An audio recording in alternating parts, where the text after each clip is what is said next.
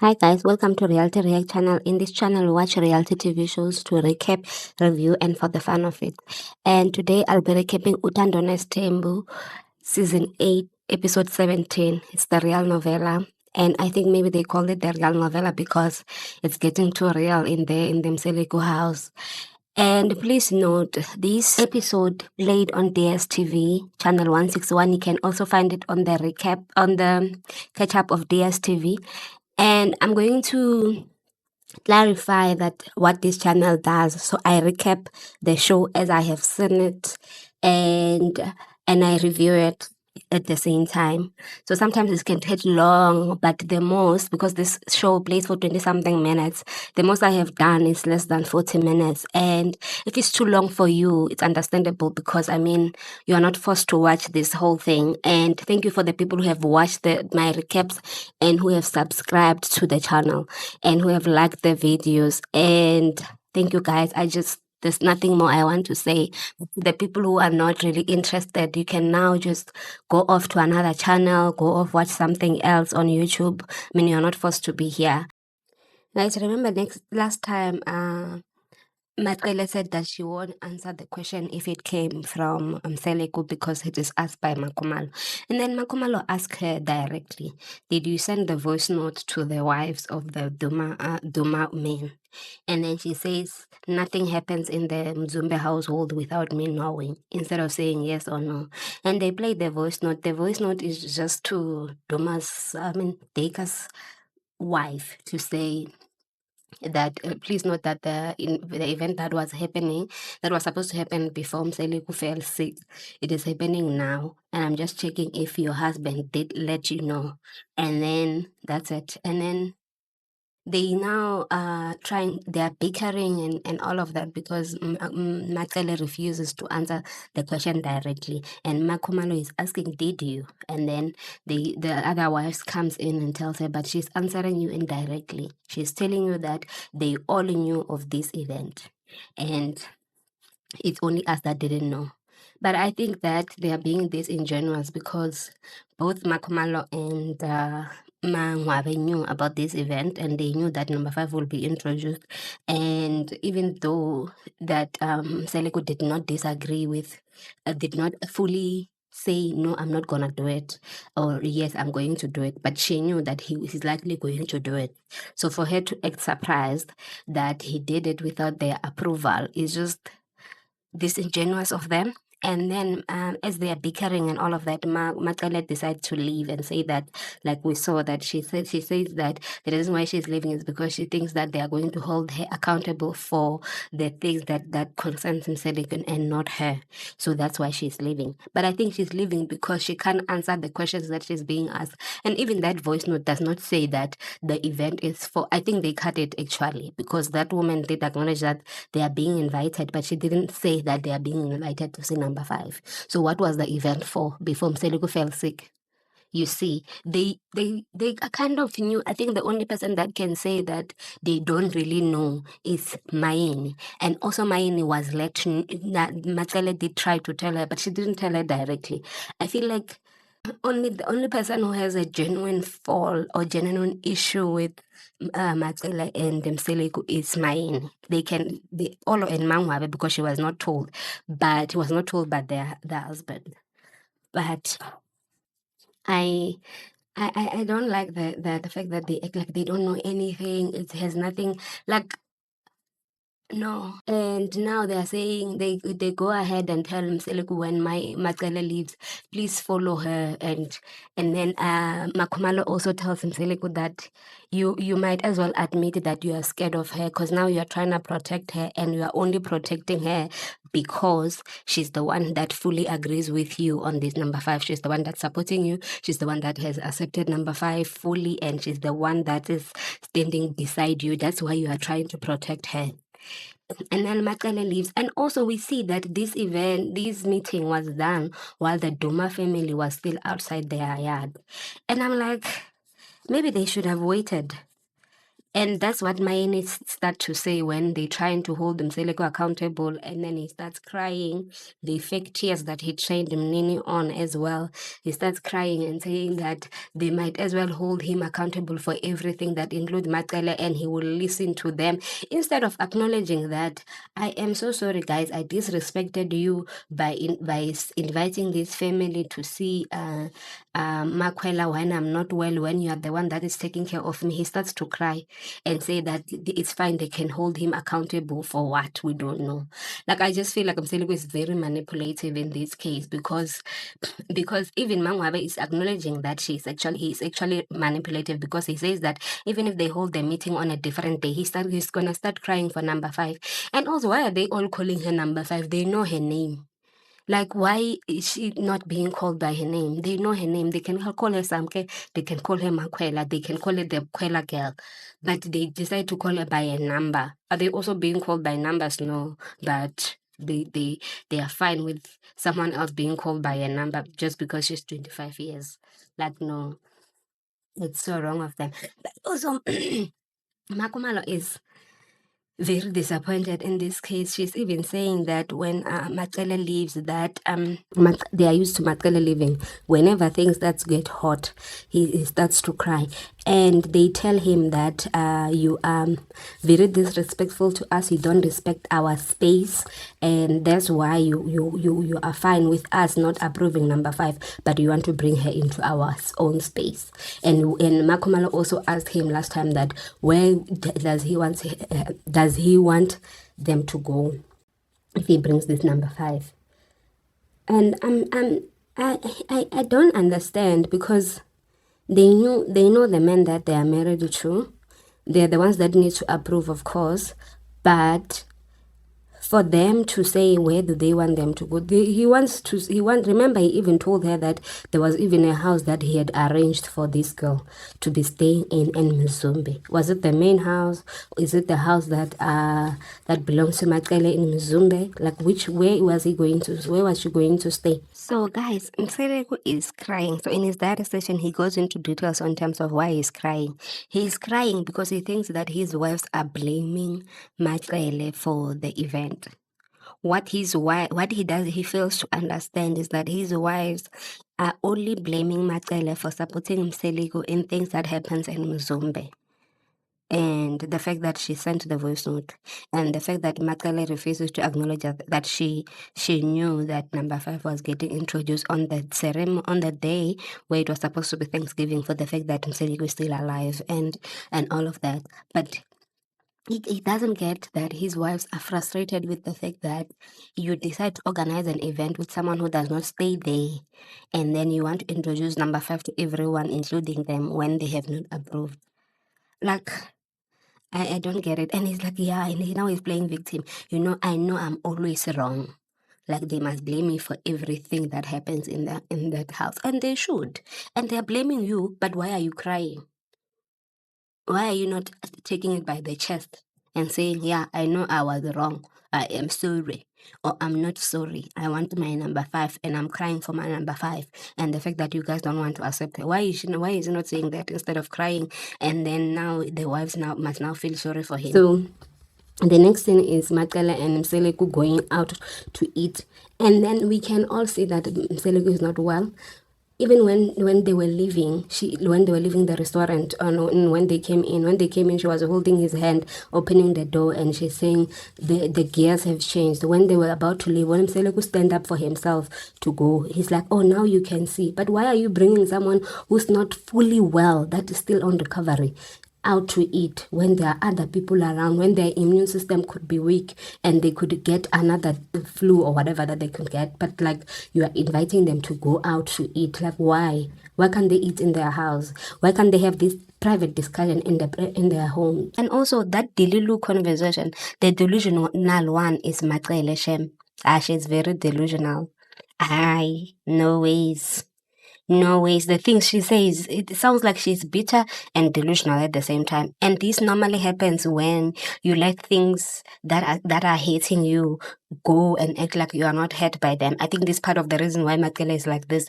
Because now, as they are discussing the event that had happened and the fact that Mseleku did not get to meet Makwela in the yard. They went outside, but he's still happy with the whole event. And then she's like, yeah, the Mayeni post about the Mzumbe household, and Yena, she doesn't care about it, and the fact that she doesn't want to be involved in the polygamy. This is the part where I say she's delusional. She doesn't want to be involved in the polygamous marriage, and because she doesn't stay in the same house with them. I think this is part of the reason why this is the woman that Makumalo must say she's delusional. Because what do you mean? You still get to share this man, even though you do not stay with him in the same house as the other wives, but you're still sharing him. For her to say, oh no, she thinks that she's better because she stays in Sea Park. No, she's not. She's not better than the other woman because she's the first wife. Now she's even saying that Mayen is fighting her with the first wife position.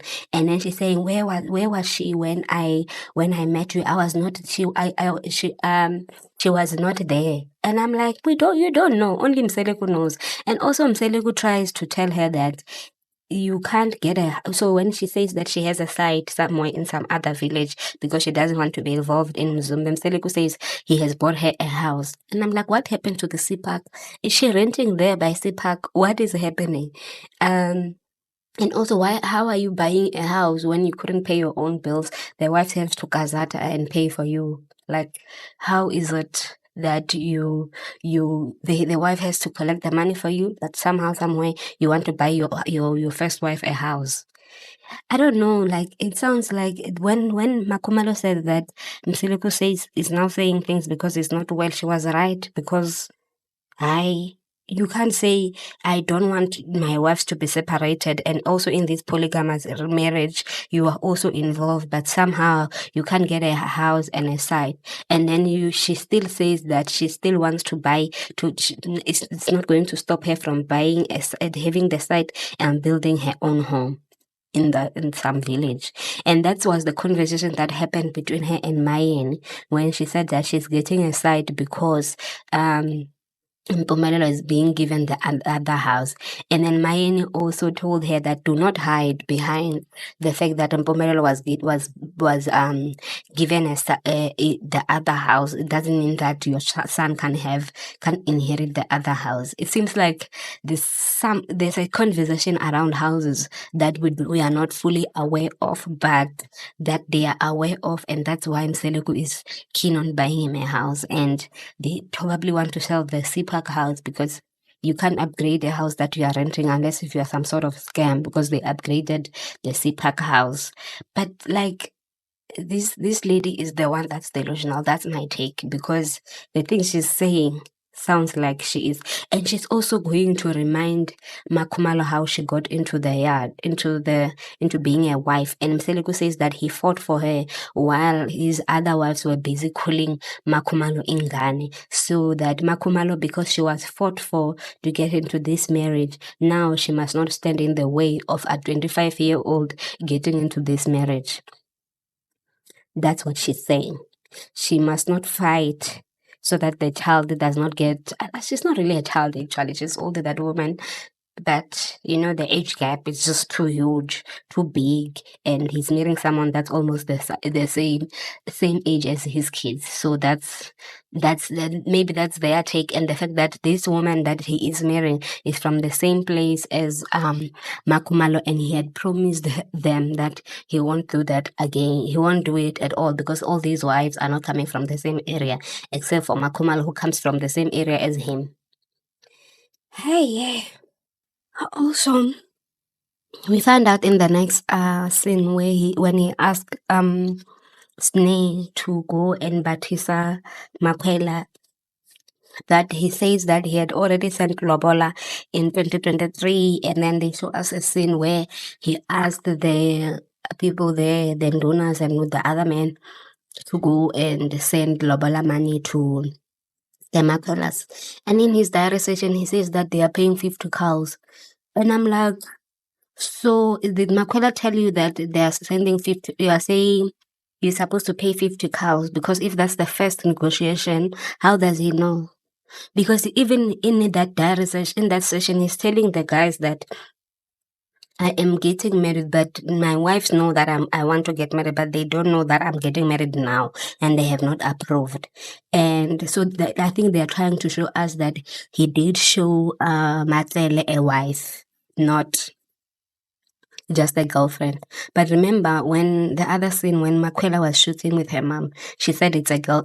She's still his girlfriend. So how is that? They have paid Lobola. The mother does not know of this person, and like I just feel like this is a story they made up. Even if that scene did happen in 2023, but it was not for MaCele. It was probably for someone else. And maybe that's why when that season 7 ended, they were showing us MaCele in half, like not showing her the full face. I don't know. I'm just trying to make up to see. And who did they pay Lobola to? The mother did not know. It doesn't make sense. But anyway, Sneh is happy that she is going to be the one that represents her father. And he's explaining to her that their mothers do not want to be involved in this whole event. And remember, also MaCele said that she doesn't want to be getting involved when they go to the other woman's house.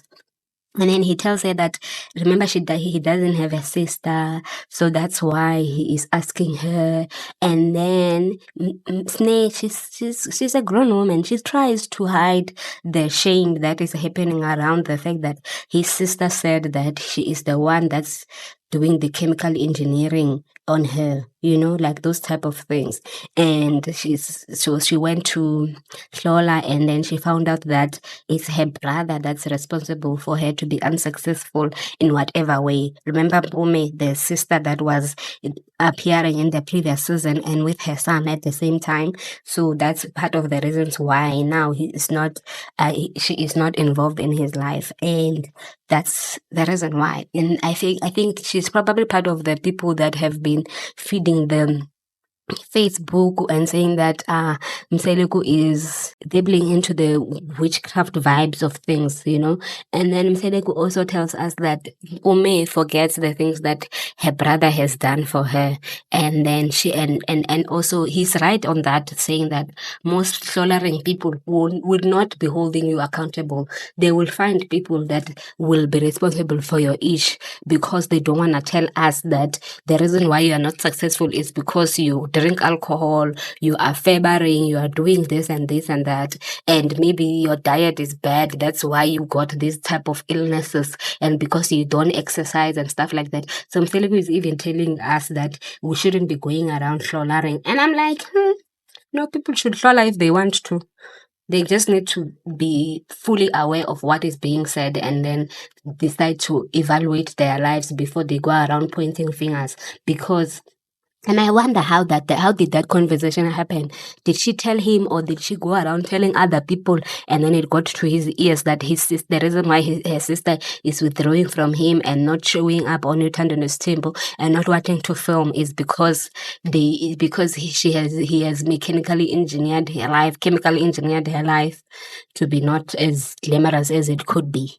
Like, we just want to know the full details. And also, someone could go and interview her. Someone on Facebook said that they must go and interview her sister. And I'm like, that could be right. We want to know both sides of the story. Even though I feel like these type of stories, man, like these things of accusing people of witchcraft is just something that I don't fully believe. I know people can bewitch you, but sometimes I feel like most people, we do not want to self-introspect to find out what could possibly what type of role we have played in our unsuccessful lives. We just want to find people to blame because that's easier.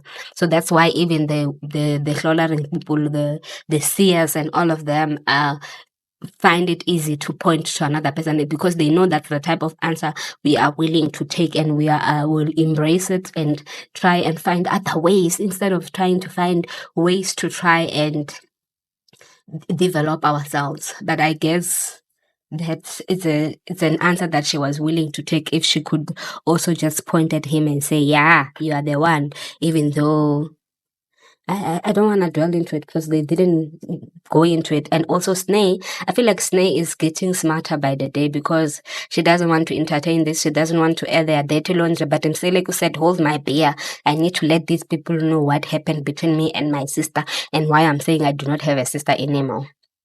Guys, in the next scene, Mseleku takes his other child, Abongwe, to eat and to tell him that he's not well, he's trying and as much, and he also says that his pants are no longer fitting him, they are getting bigger. It means that he's losing weight.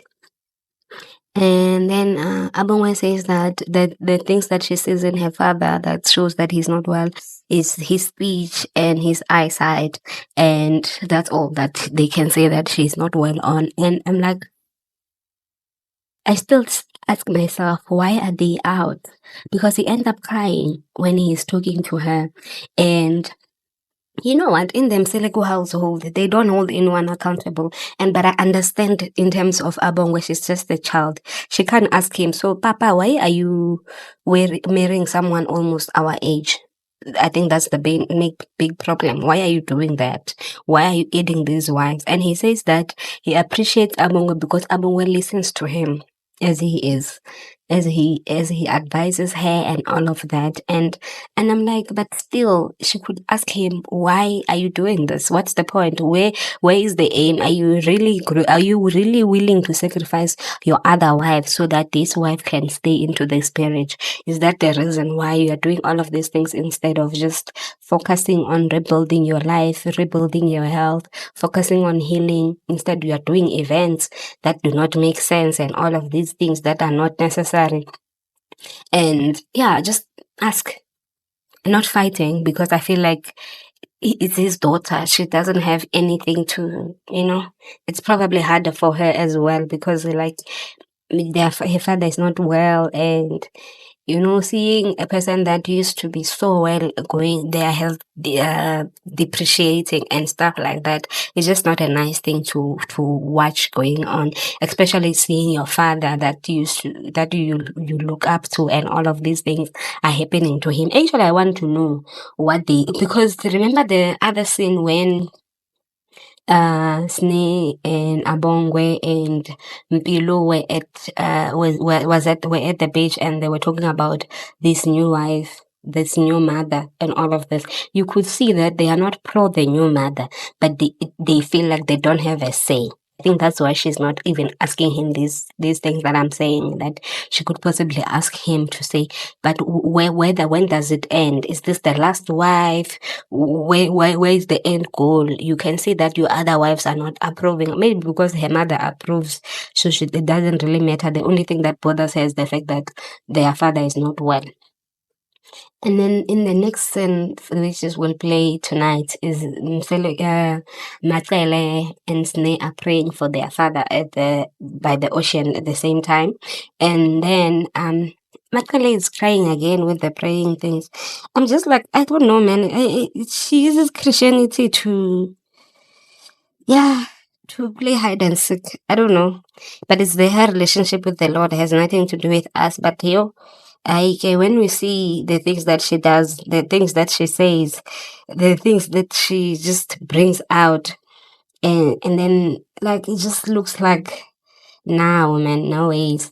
And I wonder if this will be the last season of Uthando Nesthembu. And I don't want it to be, but it seems like Mseleku is not getting hold of his family. They are not getting along. There are fights. There are things that are happening that just makes it look like it's not the goal that he had set to say that there is love in the Nesthembu. It seems like there's a lot of bickering happening around their lives. And I just want to say thank you guys for watching this recap. See you guys in the next one. Please like and subscribe to the channel.